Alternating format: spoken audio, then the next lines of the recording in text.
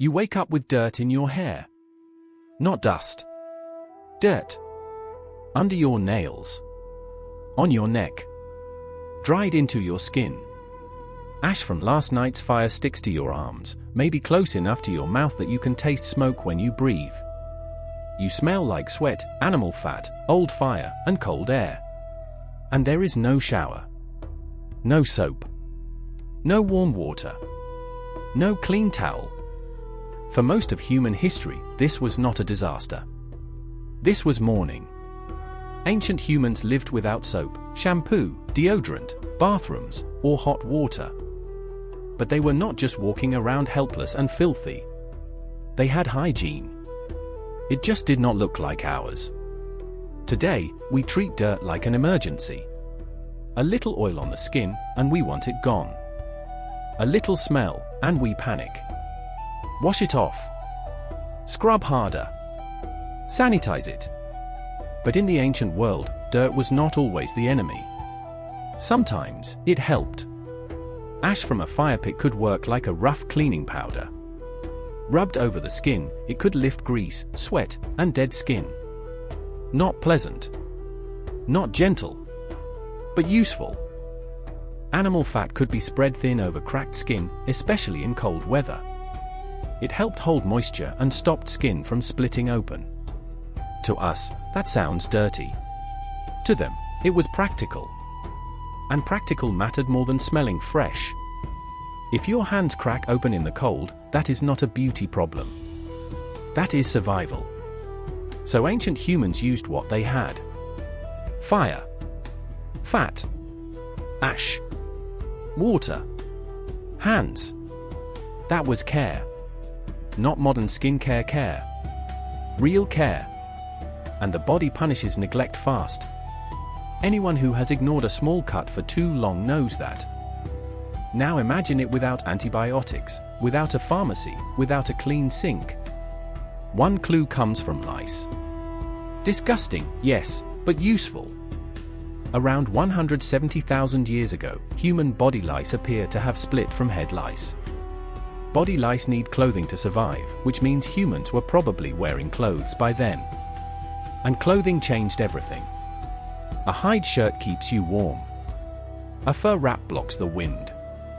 But clothing also traps sweat, grease, dead skin, blood, smell, and parasites.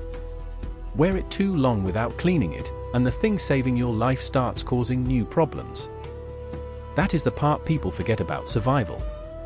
Every solution creates another problem. Fire keeps you warm, but fills the air with smoke. Clothing protects you, but gives parasites a place to hide. Water keeps you alive, but can also make you sick. Ancient hygiene lived inside those trade-offs. Picture someone by a fire, turning a hide garment inside out, checking the seams, finding lice, and flicking them into the flames. Slow. Annoying. Necessary. That was hygiene too. Water mattered just as much. Rivers and lakes were where people cooled down, rinsed wounds, washed off blood after a hunt, and cleaned skin when sweat and dirt became too much. But this was not a relaxing bath. Cold water is brutal when you are tired, hungry, and living outside. You step in, your body tightens, your breath catches, and every instinct tells you to get out. So you move fast. Rinse the blood. Wash the hands. Clean the cut. Get out before the cold steals too much heat. That was not perfect cleanliness. But perfect was not the point. Staying alive was. Then there was ochre. At Blombos Cave in South Africa, archaeologists found evidence that early humans were processing ochre around 100,000 years ago. Ochre is a red natural pigment. Ancient people ground it down and mixed it into paste. Maybe it was art. Maybe identity. Maybe ritual. Maybe beauty. But it may also have protected skin from insects, sun, and moisture loss. That is the part one like.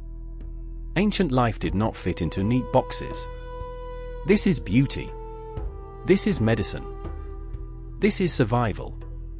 This is art. Real life is not that tidy. Imagine someone by a fire at dusk, grinding red stone into powder, mixing it with fat, then rubbing it onto her arms, her face, maybe a child's skin too.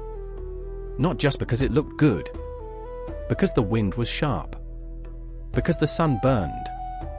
Because insects came out when the light dropped. Because skin needed help. The child watched. Then the child copied. That is how knowledge moved for most of human history. Not through books. Through watching. Copying. Repeating. And honestly, we underrate that now.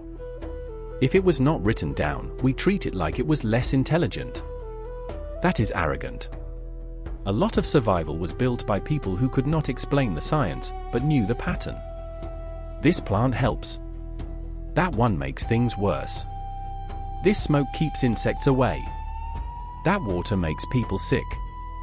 This wound closes. That wound rots. That is not stupidity. That is science before science had a name. Slower. Crueler. Full of wrong turns. But still learning. Now think about your own skin. Your skin is not just a surface. It is not a dirty plate you scrub until it squeaks. It is a living ecosystem. In 2015, researcher Maria Gloria Dominguez Bello led a study on an isolated indigenous community in the Amazon with very little exposure to modern hygiene products. Their microbial diversity was much higher than what researchers usually see in industrialized environments. That does not mean soap is bad. Please do not turn this into a never-wash fantasy. Nobody wants to sit next to that person. The point is simpler: more cleaning does not always mean better. Modern hygiene often means removal. Remove the smell. Remove the sweat. Remove the oil. Remove the bacteria. Remove the outside world from the body. Sometimes that saves lives. But sometimes it shows how uncomfortable we have become with being physical creatures at all. Ancient skin was messy. Risky. Active. Not sterile. Not automatically wrong. Your ancestors were not necessarily less clean than you. Their bodies were living in a different microbial world, shaped by river water, smoke, dirt, fat, sweat, sunlight, and skin oil. And your body still carries some of that old logic. The oil your skin makes right now, the oil you might wash away every morning, once worked as protection. It helped hold moisture. It kept skin flexible. It made a barrier between your body and the world. Your skin was not making a mistake. It was doing what skin does. Still, ancient life was not paradise. People smelled like smoke and sweat. Hair held dust. Clothing carried insects. Parasites were normal. Water could be dangerous. A wound could kill. It was hard. Dirty. Uncomfortable. But it was not careless.